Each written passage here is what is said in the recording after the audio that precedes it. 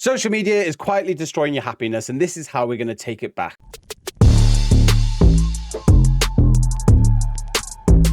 Have you ever wondered why you feel angry, stressed, frustrated, and all you've been doing is looking at your phone? Mate, the reason for this is because of social media, the toxic, the anxiety, the social media destruction they can cause with your stress. Today, we're going to break down some facts and figures that you may not like, but at least we'll be giving you 4 tips at the end of this video on how to overcome and bend and migrate your social media to work best for you.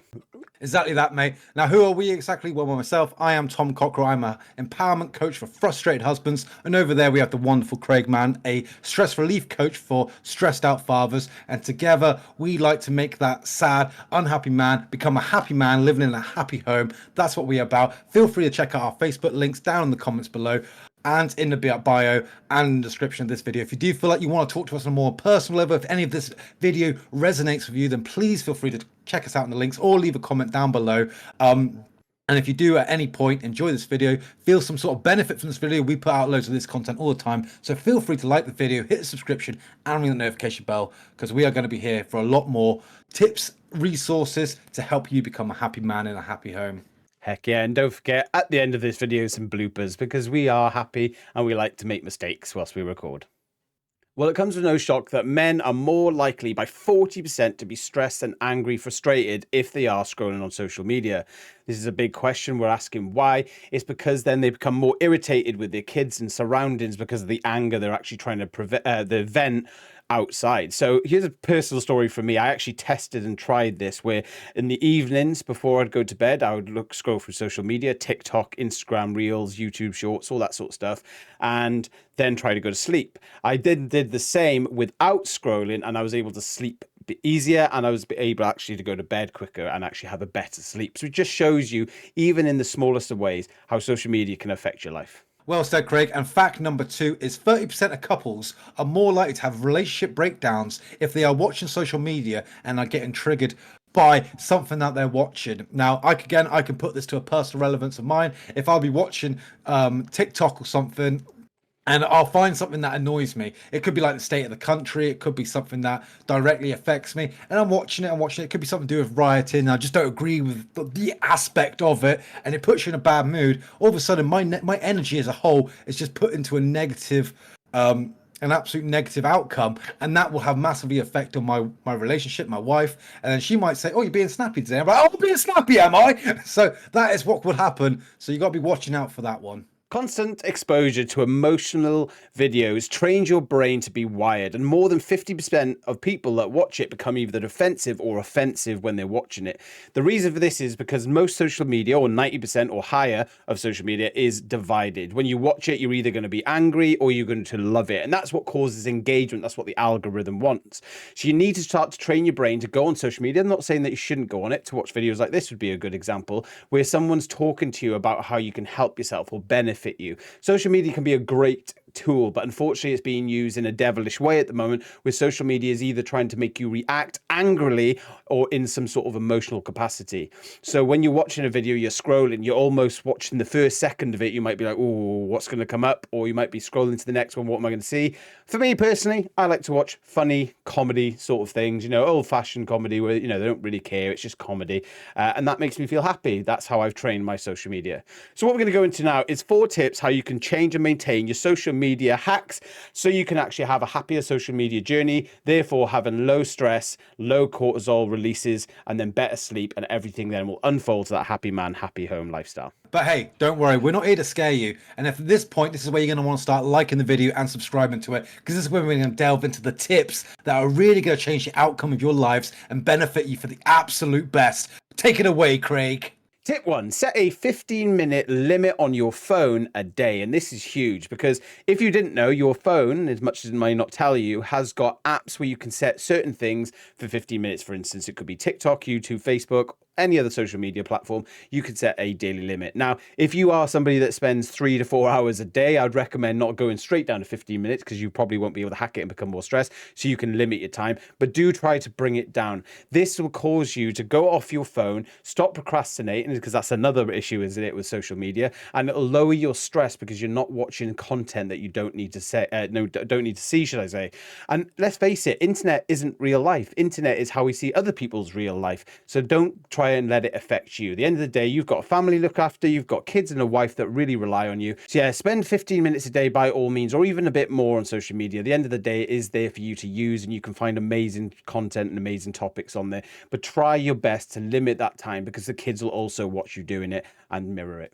Yeah, absolutely well said, Craig. Now, tip number 2 is replacing scrolling with real relationships. That's right. You know, call your best mate. If you're away from the family, call the wife. Give a check in to the wife. See how the kids are. If your kids are old enough, message them. How's your mum? How's your dad? You know, how's your sister, your brother? Who have you got to contact? Because do you know what? It's the real relationships in your life that you sort of lose contact with, especially those that sort of drift apart because we get so busy procrastinating on strolling through all these videos on social media, and it just takes away so much time when you could be filling them with real connections. That is tip number 2. And the third tip, which I really like, is curating your feed. This is something I've been doing recently and testing myself, where basically I am starting to unfollow, say I'm not interested, close it down, say everything, like say not interested, all that sort of stuff on Facebook, YouTube, and all that stuff, of things that just doesn't interest me. All this politics and too much stuff going on around the world, and it's too much information for me. So I just lower it down. And yeah, to be fair, that's all I watch now is prominent videos about men's mental health, things that relate to me and my niche, or looking at dads and what they do, or families, because I do strongly believe in the traditional family, and that I think it's, breaking away, and that's what we're here to talk about, is fighting for that back. And stuff like that as well, is liking those things and comment on those videos that actually do say nice things that relate with you. Because what we seem to do as human beings at the moment is we'll happily comment on something that we disagree with because we want to have our voice heard, but we won't usually comment on things that we like to hear because we're just like, yeah, I agree, and that's it. So don't forget, change the way your algorithm by changing the way you use your YouTube. It's like a kid growing up. The more they see you do, the more they'll react to. If they see you doing good things, they'll do good things. If they see you doing bad things, they'll do bad things. So it's the same with social media. The more they see you reacting to angry, horrible things that you don't like, the more it'll push it in your face. So try and curate your feed. Absolutely, Craig. Well said.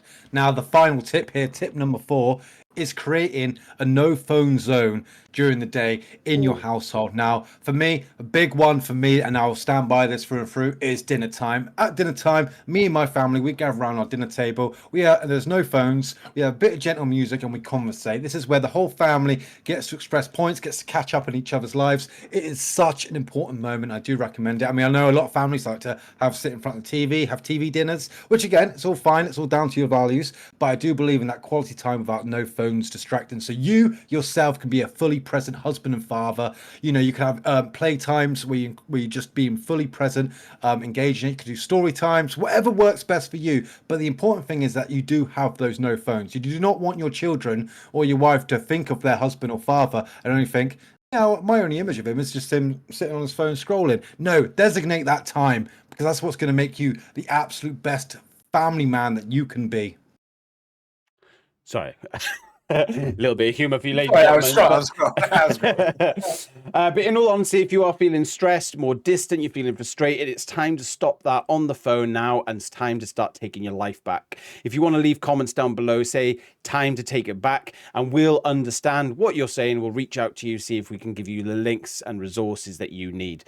Men, we are here to help you. We are the voice for the men's mental health. We're the dad rebuilder and the husband empowerment. This is what we do on a daily basis. So don't forget to leave those comments. And if you are sitting there feeling stressed and you want more tips like this, but you wanted it broken down for you, that's absolutely fine. Reach out to us on our Facebooks and DM the word action, and it's time for us to take action. Yeah, 100%, Craig. And if you did, of course, at any point enjoy this video, you got anything beneficial, or you like the sort of style of content we do, because we do a lot of content like this, feel free to check out our playlist, Being a Happy Man in a Happy Home. Then feel free to like the video, subscribe to the channel, and hit that notification bell so you catch all the latest updates. We are all about making you a happier man. Exactly that. And do you know what we always forget to ask? Share the video amongst your friends as well out there, that men that may need to hear this. It always helps us and it helps other men out there. So you could be a happy man. Living in a happy home. I went to do that, but you had to find a point, so it worked out well. We have fun here.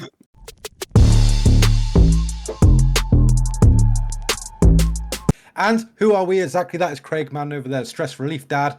Oh, fuck, becoming a He gone fucked you so much. Tom, I hate you. Tom, you're a cock. Me exactly? Well, myself, I am Tom. Oh, mate, I'm fucking pissing myself off. I'm getting all hot now. Constant exposure to... Oh, fuck my mum. Blooper. Social media a lot, and then get them, and fuck's sake, mate, I can't speak English for dick today. Meow. Quietly destroying you. Why? Because I'm a fucking cunt. Back to you, Tom. Excellent, well said. Great start. Yeah, and constant exposure to... Fucking hell. Constant exposure to wired, trained videos out there. That's not even the right word. Oh,